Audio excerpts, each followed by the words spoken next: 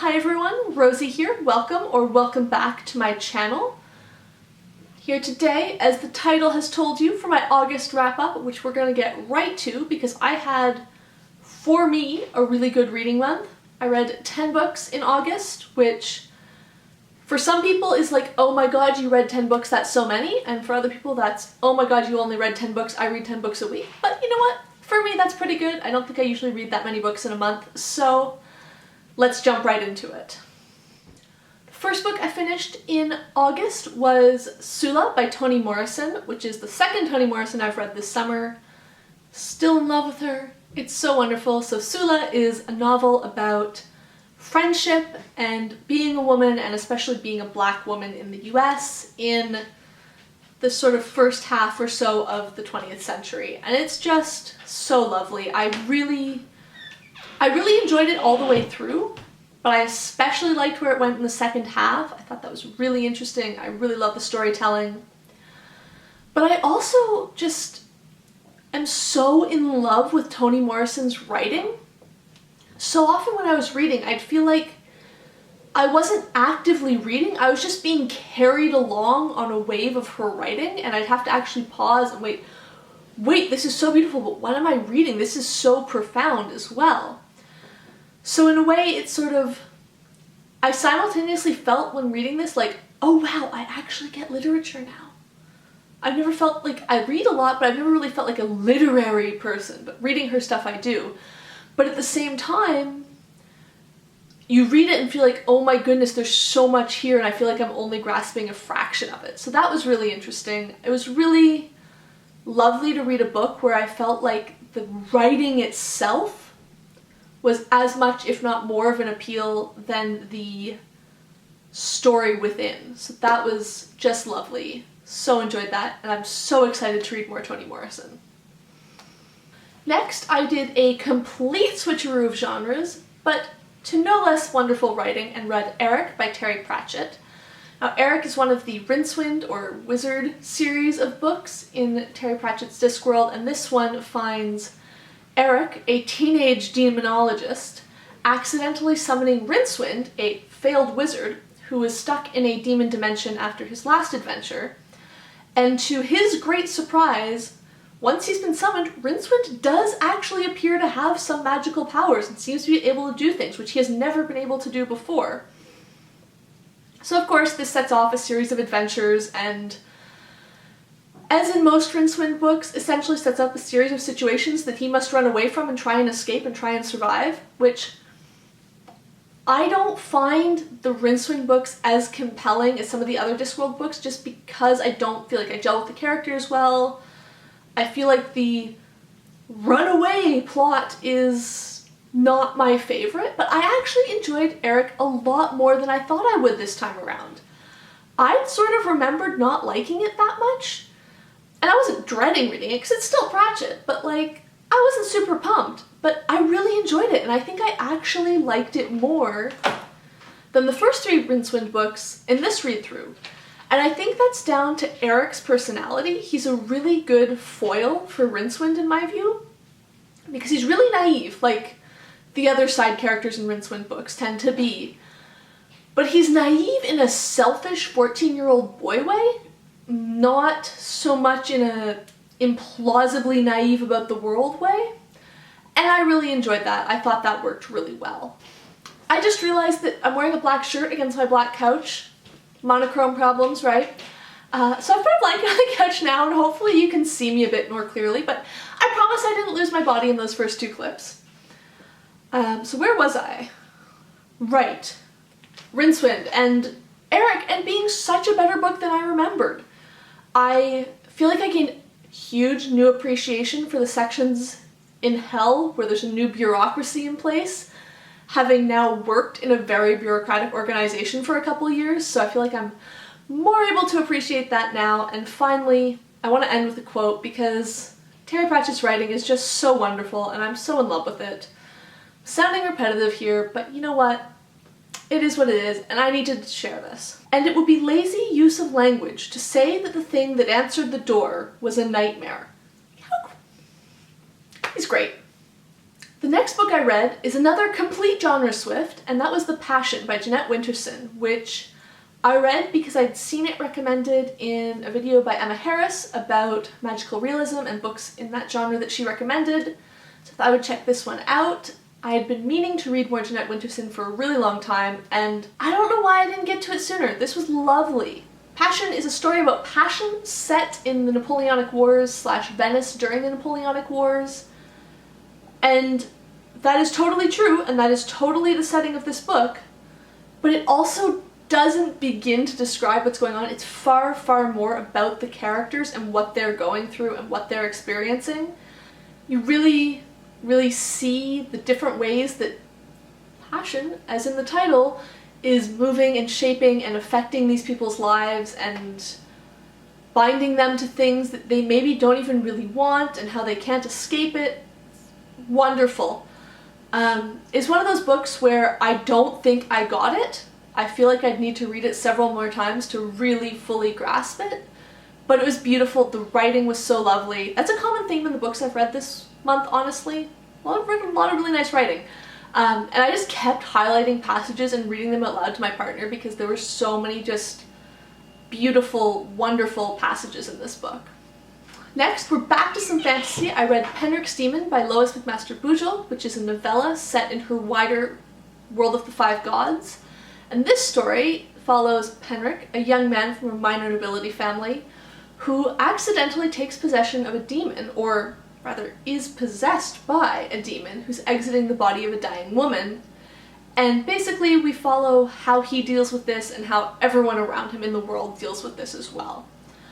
I really liked the tone and setting of this. It's definitely what I think is called high fantasy, but also there's just enough humor and just enough realism in it that I really enjoy it. I'm not always a super big fan of like strong high fantasy, and this balanced that line perfectly for me. I also really liked that it was a great introduction to this world and how the world and the magic system work. Because Penric obviously lives there, he's grown up there, but he's from a small country area, he's not well traveled, he doesn't have an understanding of how magic works in his world at all, really. So we get his explaining things as they happen, but also he's learning, so it doesn't really feel exposition dumpy. The other thing I found really interesting in this book is just the whole way that the magic system works. So essentially, from what I understand from this first book, is that sorcerers are possessed by demons, and having the demon inside them allows them to access magic, which is so cool. And maybe this is a common trope in fantasy and I just don't read enough fantasy, but I found it interesting. And I also really enjoyed how the magic system and the religion of this world are completely intertwined. There's no sort of sense of magic versus religion. It's magic users are like high-ups in the church and stuff. So that was really interesting. This is definitely a series where I don't know when I'm going to read the next one, but I definitely want to. I definitely want to pick up more, and I'm super excited to read both the rest of the novellas about Penric and his demon, and then also the full novel set in this universe, because I think it's really great and I'm super excited about it. So shout out to Amrita who recommended this one. Now, we sort of switched gears and I put the blinders on for the second half of August because I was doing the history challenge, and the next 4+1 bonus books are ones that I read for that readathon.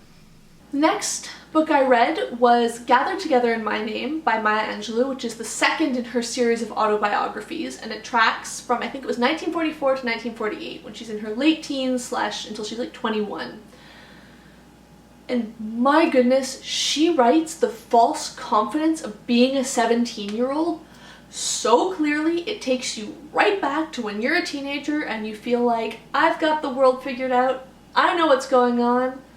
I mean, I had nowhere near as much confidence as her, but the feeling that she writes is so true.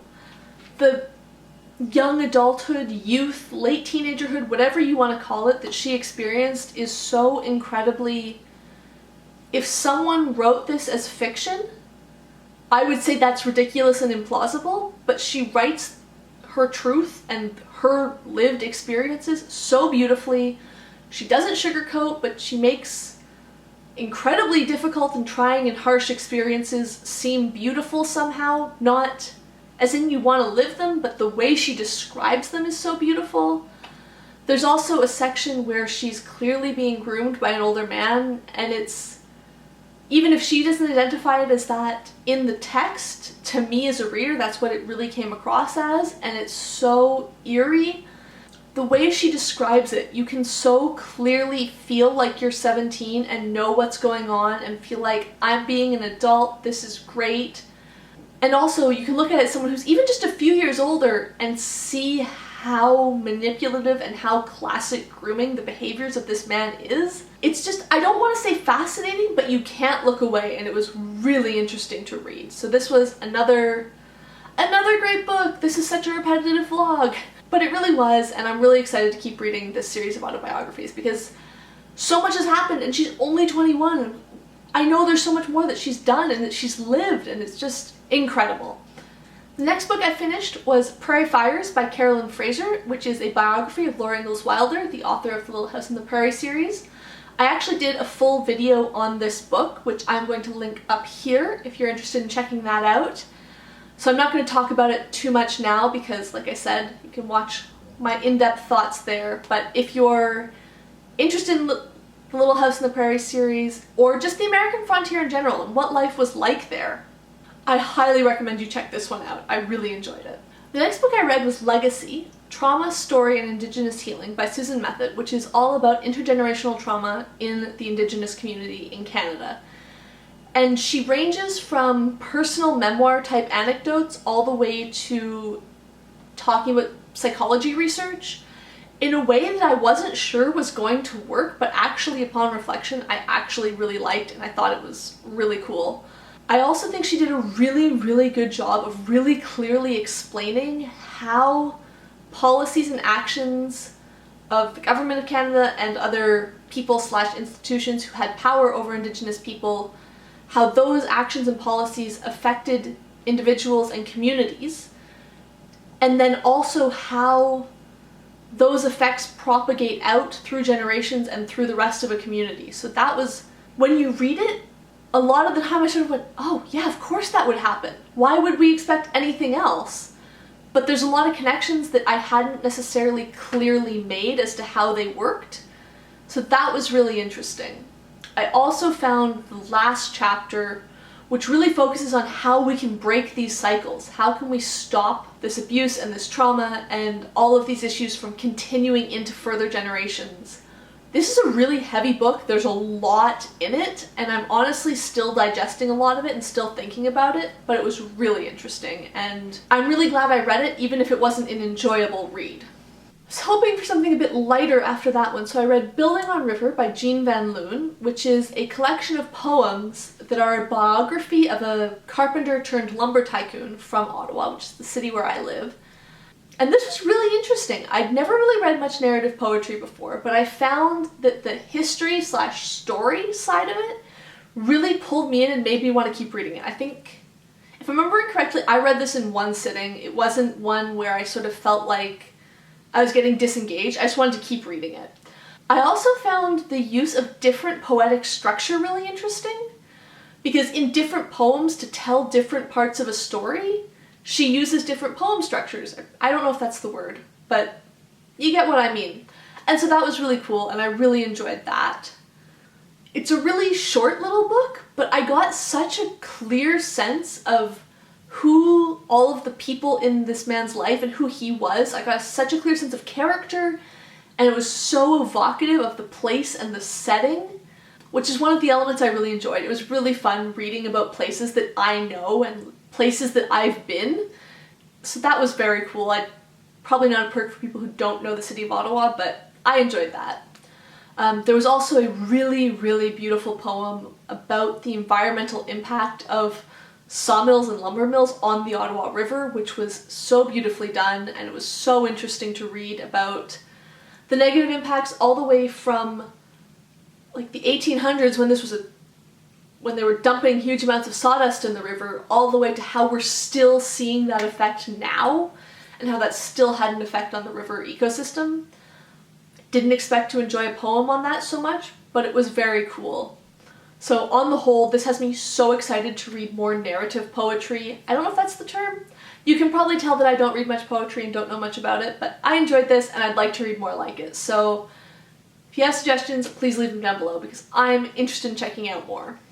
Next up, I read The Song of Achilles by Madeline Miller, which is the story of the Greek hero, or a retelling of the myth of Achilles, the Greek hero from the Trojan War, from his childhood all the way to his death in the Trojan War, as told by his BFF and lover, Patroclus. No idea if I pronounced that right, but we're going with that. So it took me a little while to get into this one. I thought I wasn't going to like it nearly as much as I liked Circe, but I think it's just that at the beginning we have both a first-person narrator who is also a child, and that was hard to get into, but as they started to get a bit older, I really fell in love with this.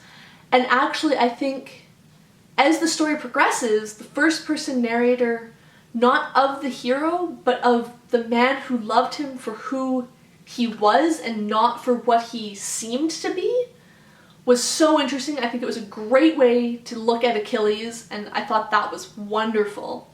I liked that Madeline Miller didn't try and clean up society and the army too much for the modern audience. There's a lot of brutal honesty about the awful things that people were doing, frankly. I thought in places Patroclus and Achilles could have been a little less modern, enlightened type. We're the only ones who aren't awful in this respect. But it didn't detract too much, and it did make for a great story. The only thing that stopped this from being a 5-star read for me was I wish it was a bit longer. I felt like we could have spent more time with the characters and seen the growth and change over time happen more slowly, but it was super enjoyable and I really liked reading it. The last book that I read in August was The Untold Lives of the Women Killed by Jack the Ripper by Hallie Rubenhold, which you're probably sick of hearing me talk about because I feel like I've mentioned it in every video in August. But I'm so excited about it. I was honestly a little worried that I wasn't going to like this one that much because I'd seen so much hype. Everyone loves it so much, and I was kind of worried that I was going to be disappointed because I expected so much. But I was not disappointed. I am also jumping on the hype train. I think it's amazing how much information Hallie Rubenhold was able to find about these women who were, until their deaths, ordinary. With the exception of the last, but it's just fascinating to me how detailed a biography we can have of someone who lived a very normal lower class life. And I really, really liked that we see their whole lives from their birth or childhood, because I think it really helps you understand who they were as adults and the decisions they made as adults when you keep in mind the experiences they had in childhood. So that was fascinating. I also found that it did a really good job of showing just how on the edge life was for poor people in Victorian times, especially women, because you really see how one misstep or one mistake or one choice or one event could tip someone's life from comfortably lower middle class to eventually homeless, which was just so well illustrated in this, I found. I don't want to get too soapboxy, but reading these women's stories again and again, it's so clear how important paying everyone a living wage really is, because so many of the issues these women faced could have been avoided if, one, they could get paid enough from their labor to support themselves and their families, and two, if they could have done that without society's judgment. Because so much of what happens comes down to the fact that they rely on men to protect them and to provide for them.